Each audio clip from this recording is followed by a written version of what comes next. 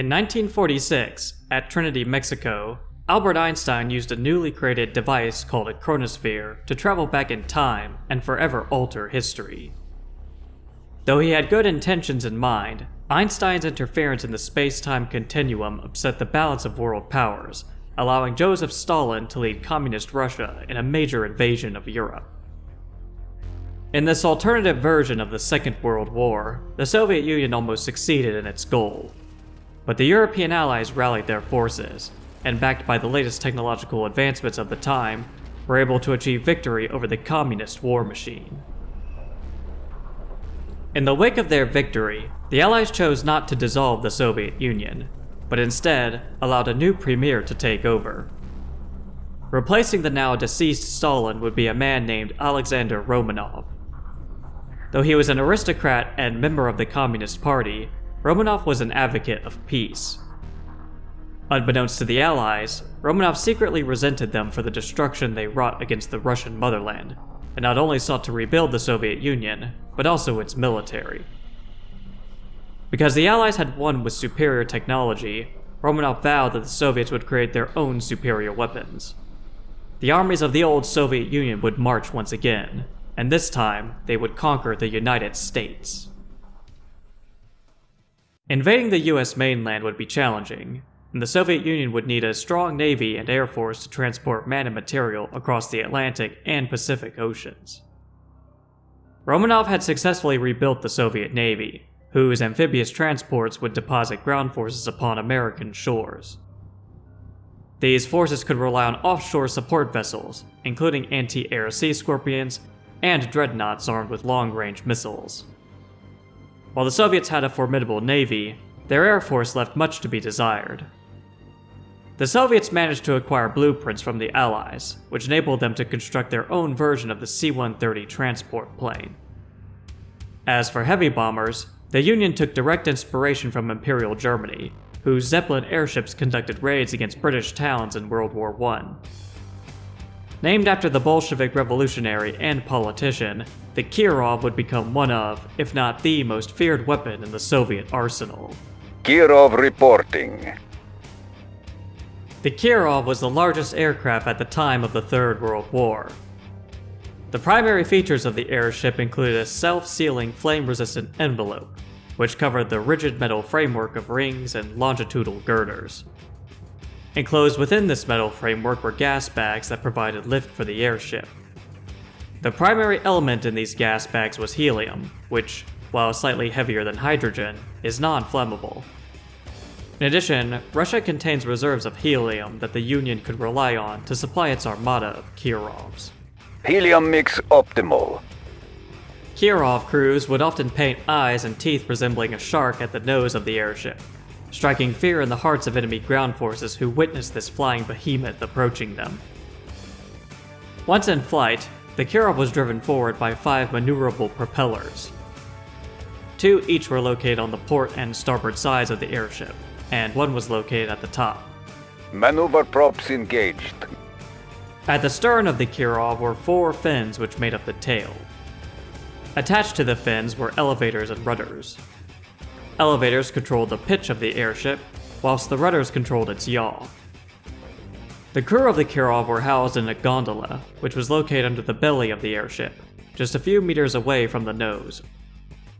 Initial designs of the Kirov featured a ball turret just below the gondola, though this was omitted from the final model, perhaps due to the Soviets wanting that extra weight to go toward the Kirov's primary weapons payload, located a few meters back from the gondola. The Kirov was armed with a massive payload of heavy bombs. While 4 or 5 of these bombs can be seen on the outside, plenty more were located within the interior of the airship. The exact number of bombs is unknown, but it was more than enough for a single Kirov to flatten an entire enemy base. Bombardiers to your stations. The Kirov featured several other unique aspects, one of which was its ability to be constructed at a Soviet war factory. Or more accurately, the Soviets' war factory was designed to construct Kirovs. Once its construction had been completed, the roof of the factory would open up, enabling the Kirov to ascend into the sky above the building. On initial contact, many rookie Allied commanders would make the mistake of thinking that the Kirov could be easily shot down. However, they would be in for a rude awakening upon realizing their anti-air weapon systems didn't quickly destroy the airship. This was a clear example of the Allies underestimating Soviet engineering, able to create a dirigible airship that was well armored and could only be brought down with a high concentration of anti-air firepower. In addition, any damage that the Kirov sustained in combat could be slowly repaired by its crew. Once a Kirov flew over an Allied base, its destruction was all but ensured, as there was no refuge from the heavy bombs that devastated the units and structures below. Veteran Kirov crews could drop bombs on targets faster. On top of that, elite crews could pilot Kirovs armed with Tesla-charged bombs for increased destructive output. Even if the Allies managed to shoot down a Kirov, the airship could still wreak havoc, destroying any units or buildings directly below it as it came crashing to the ground. As for weaknesses, the Kirov was very slow moving. In fact, it was the slowest vehicle in the Soviet arsenal. Because of this, if an Allied commander spotted a Kirov early enough, he could deploy plenty of countermeasures, ideally being able to destroy the airship before it reached the Allied base. Other than its bombs, which could only be used against ground targets, the Kirov had no other weapons equipped, making it vulnerable to enemy air units. In large numbers, Allied rocketeers could bring down a Kirov, but ultimately, the best defense was to spot a Kirov early and prepare appropriate anti-air defenses by land, or if possible by sea. The greatest counter to the Kirov was the Allies' Aegis cruiser, whose barrage of missiles could puncture through a Kirov's armor, bringing it down quickly. When Romanov launched his invasion of the United States, Kirovs flew above the Soviet Navy as they made their way across the Atlantic and Pacific Oceans. The Soviet airships were sighted flying over New York and San Francisco, wreaking havoc upon the city's populations with their indiscriminate bombing. Kirovs were used throughout the war, though there were a couple of notable scenarios involving the airships. During the Soviet campaign of events, Yuri would replace Vladimir Romanov as Premier of the Soviet Union. Yuri wanted to purge the Union of any that he felt could oppose him, and that included the Union's best unnamed commander. Yuri invited this commander to Moscow to personally congratulate him on his victories over the Allies. However, the commander knew this was a trap, and arrived in Moscow with his own forces. Moscow had been completely taken over by Yuri's loyalists, who immediately began attacking the Soviet commander. The commander had his own Kirovs to help in defending his base against the seemingly endless wave of Yuri loyalists. Instead of trying to defeat Yuri by conventional means, the Soviet commander would construct a nuclear missile silo. This would not go unnoticed by Yuri, who, in response, sent waves of Kirovs against the commander, first targeting the missile silo before attempting to destroy the rest of his base. The Soviet commander quickly deployed anti-air countermeasures in the form of flak tracks, troopers, and cannons. As each wave of Yuri's Kirovs was shot down, the commander bought himself more time to use nukes against him, ultimately defeating the psychic traitor by destroying the Kremlin. After Yuri had been defeated, the unnamed commander became the new premier of the Soviet Union. His task now was to finish off the Allies' remaining military forces, who were garrisoned at Point Hope, Alaska. There, the Allies were hoping to use the chronosphere to maneuver their forces to strike at strategic targets of the Union all over the world.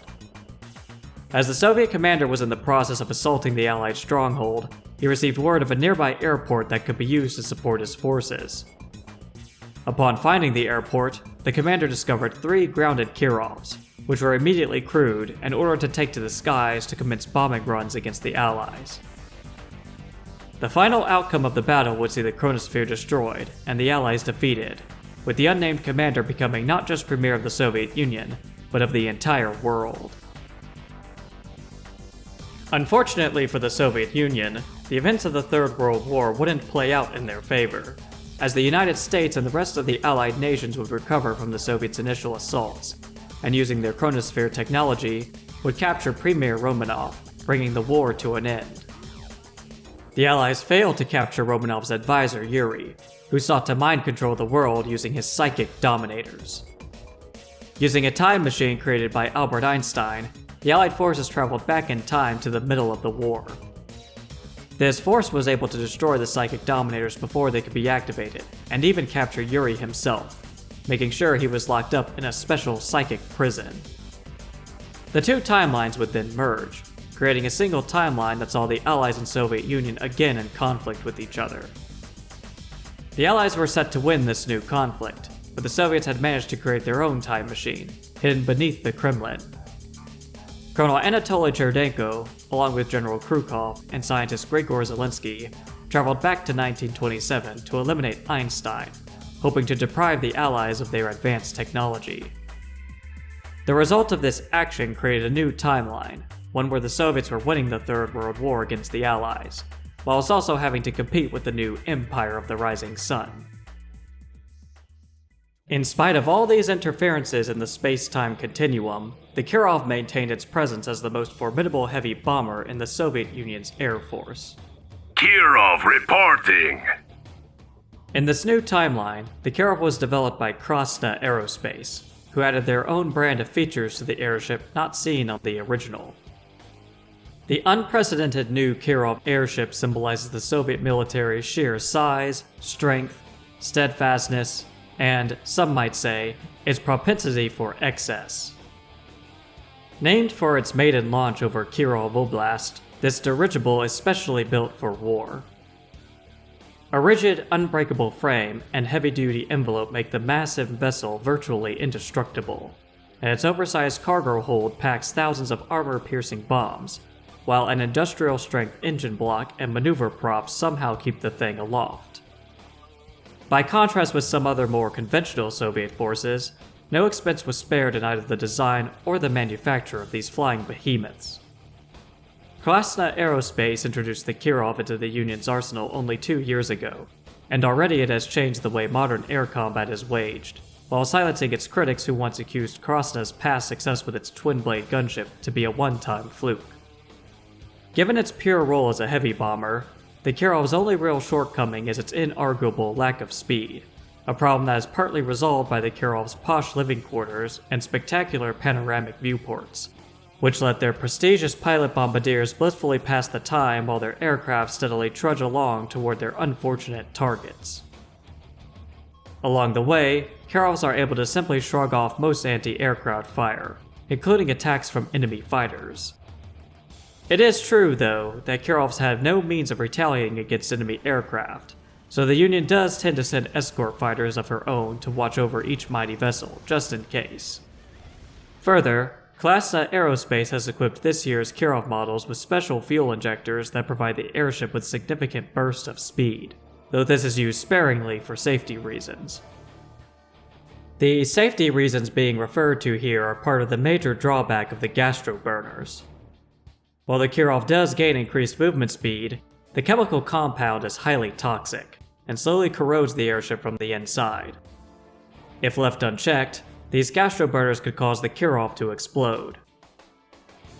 On the plus side, any damage the Kirov sustained from either the gastro burners or enemy fire could be slowly repaired by the crew. Of course, the greatest safety concern lies with the Kirov's enemies. Even but one such gigantic vessel has within it the capacity to bring ruin to an entire military installation or enemy armor division. As if this weren't enough, recent reports claim that the Soviet Union is now exploring new ways of mass-producing Kirovs in an offshore plant, while fitting them with even more powerful munitions. Such reports may well be false. For example, there is simply no physical way a Kirov could be built from a Soviet war factory, despite insistent speculation that one of these tank plants, so common on the Soviet front, has within it the capacity to launch aircraft. Predictably, Kirov airships are flown only by the most decorated Soviet officers with years of good political standing, who enjoy lavish accommodations and fine dining inside the Kirov's 200-square-meter living quarters. Even so, stories abound about the ruthlessness of Kirov pilot bombardiers, who, if the psychological profiling is to be believed, are so impatient for combat, yet feel so removed from it, they tend to use their bombs with liberal, merciless abandon. Oh look, is that your house? Unlike the previous version of the Kirov, which was constructed at a war factory, These newer ones were constructed at a Soviet airfield, ascending from a hangar located in the middle of the structure. Kirov rising. Though still able to devastate enemy ground forces with its BOR-57 Grom 800 kg bombs, the new Kirov was not as well armored compared to its predecessor. Kirovs needed to be especially careful when within the vicinity of one of the Empire's Yuriko commandos, whose telekinetic abilities could literally bring a Kirov crashing to the ground. The first notable use of the Kirov occurred early on in the war. With the Soviet Union having conquered much of Europe, Great Britain stood as the last free nation. The Soviets hoped to change this by sending an invasion force to land troops at Brighton Beach. The invasion force was composed of amphibious units, naval vessels, and aircraft, including a squadron of Kirovs. Despite this, the Soviet invasion force wasn't able to establish a beachhead due to the tenacious defense put forth by the Allied defenders. After the failed invasion of Great Britain, the Allies, with the full support of the United States, went on the counteroffensive, retaking much of Western Europe. However, no sooner had the Allies begun turning the course of the war did the Empire of the Rising Sun enter the fray, attacking both the Allied nations and Soviet Union. To deal with this threat, the Allies and Soviet Union entered a ceasefire, conducting joint operations against the Empire until it was knocked out of the war. Working with the Soviet Union had led the Allies to believe that its leaders could be trusted.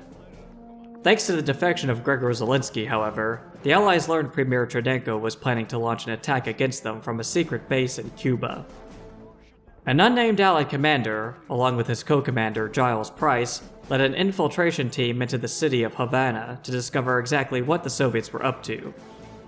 Their reconnaissance force discovered a major Soviet base. With the base's destruction, the Allied commanders believed their mission to be accomplished. I knew my top scores at the academy would get us through this. Hold on a second. Is that a Kirov? It's coming out of a baseball stadium?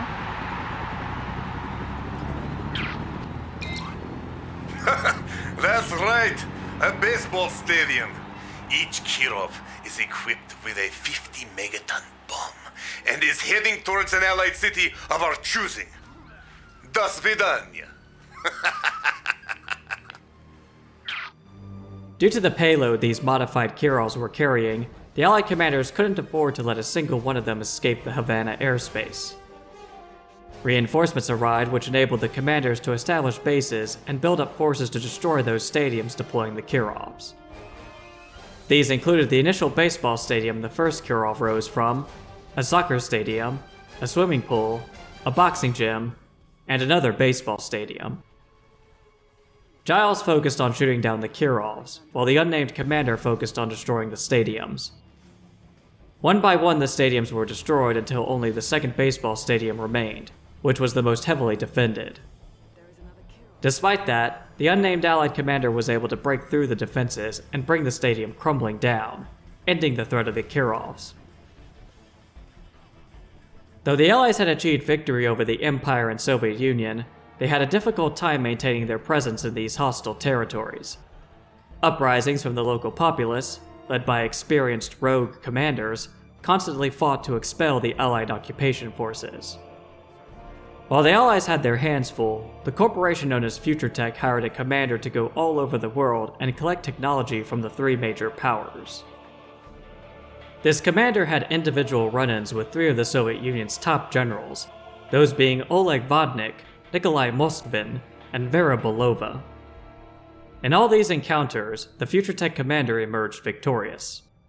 The true challenge would occur when the commander would have to take on all three of these generals at the same time, who were hunkered down in the frozen northern reaches of the Union, specifically Siberia. This is where the helium mix for the Union's notorious Kirov airships was bottled and distributed. Being the crown jewel of the Soviet war machine, the Kirov would make a great prize for FutureTech. The odds were certainly stacked against the FutureTech commander, and yet he was able to prevail against the Soviet Union's best generals. The reward for this victory was the securing of blueprints regarding the Union's enigmatic airship, enabling the future tech commander to construct Kirovs as part of his expanded arsenal of Soviet military hardware. Despite what many believed, the Kirov proved that the dirigible airship could play a valuable role in military conflicts, especially when equipped with impressive armor developed by the Soviet Union's top scientists and engineers. Just the very sight of the Kirov, with its iconic shark teeth, struck fear in the hearts of the Union's enemies, being the very embodiment of the phrase, "death from above."